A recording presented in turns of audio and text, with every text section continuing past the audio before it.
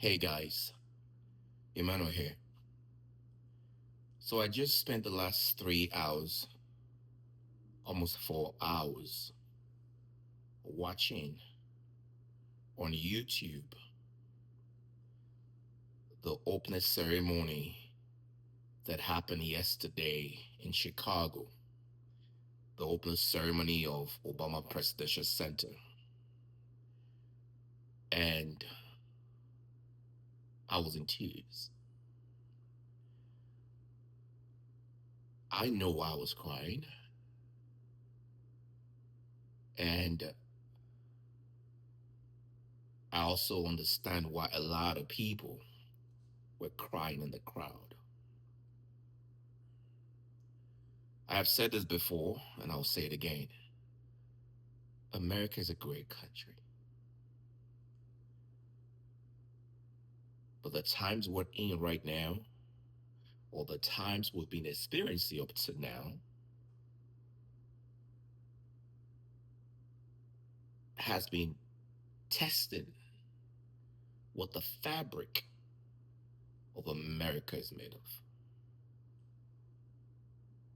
Now the tapestry, it isn't is not pretty. America does not have a great historical record. The land called America today is and was a stolen land. Let's be clear about that. The forefathers were not incredible human beings, but they had a vision, they had a goal. They also knew that that goal and the vision may not necessarily come to fruition in their lifetime, but they documented that vision with the hope that the future generation will see and learn and to do better than they did.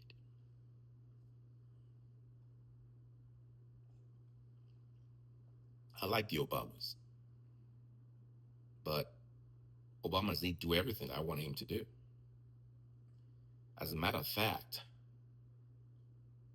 I this might be interesting to you guys. I took a voluntary deportation to go to Nigeria because I violated the laws of immigration of the United States of America, and I chose to volunteer to leave this country.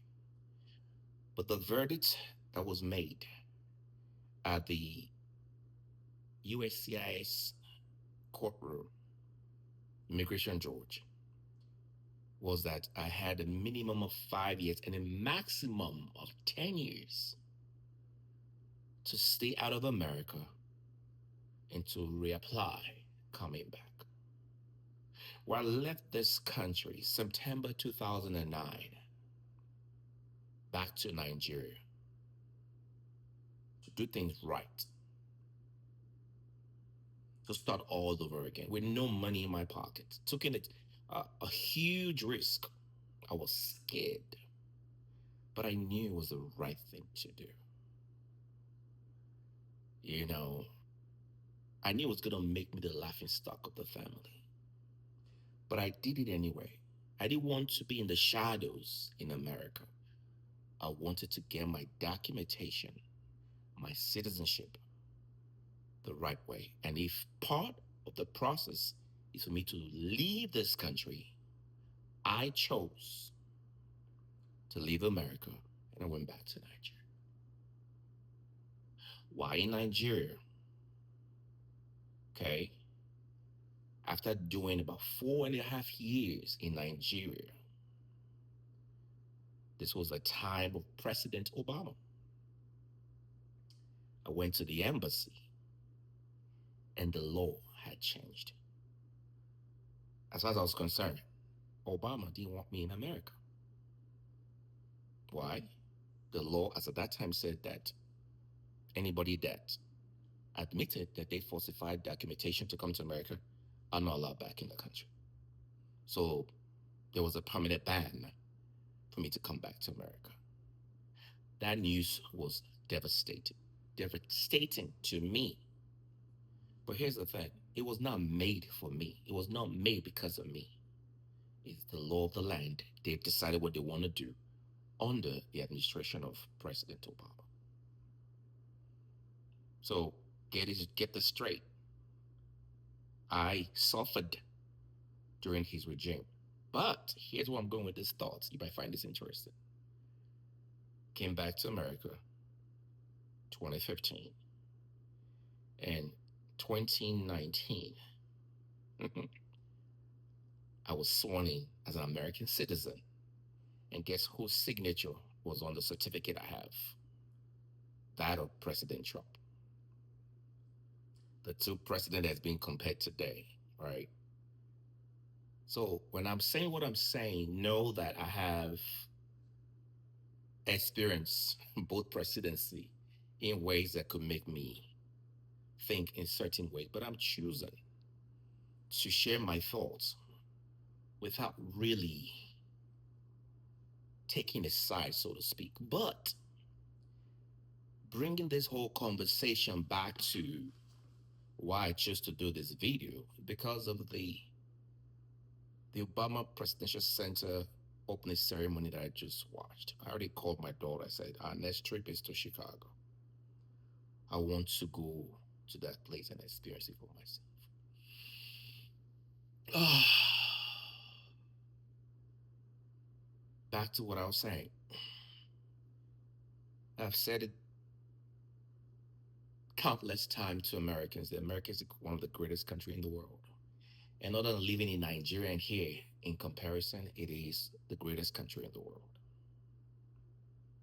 It's a country where you can dream and have hope and see your dream come to pass. Since I came back in 2015, I've achieved some things for myself.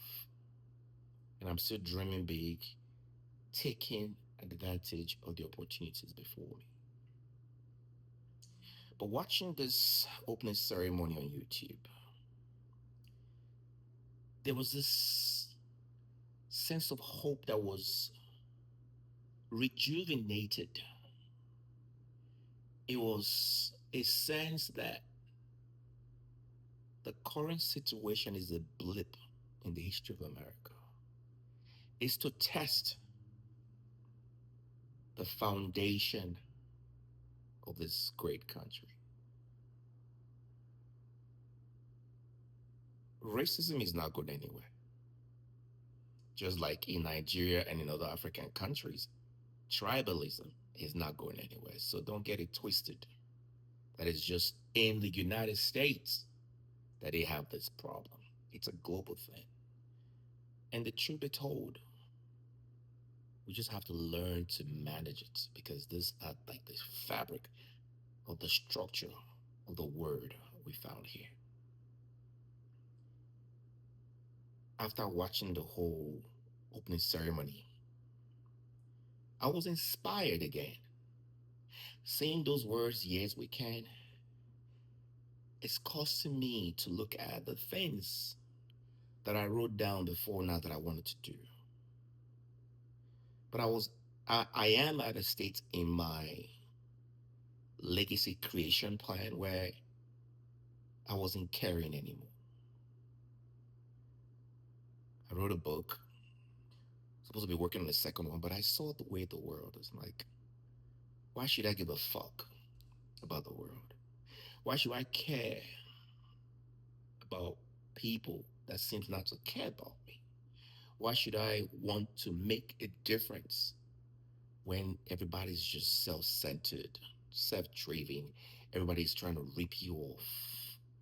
The law enforcement, the regulators, the politicians, the people out on the street, the businessman, the grocery shop, everywhere you go, everybody's just ripping. Even in traffic, people don't even know how to use common road ethics. You turn on the turn signal, have a space to turn into, people speed up and cover the space. It's like people are so impatient, so angry. We don't care. And then you watch something like this. It was a mixture of all these experiences that I've had in the last how many years it is, and seeing something, Obama made us to understand that look, you may not achieve everything you want to achieve, but don't give up on the dreams. Do what you can do.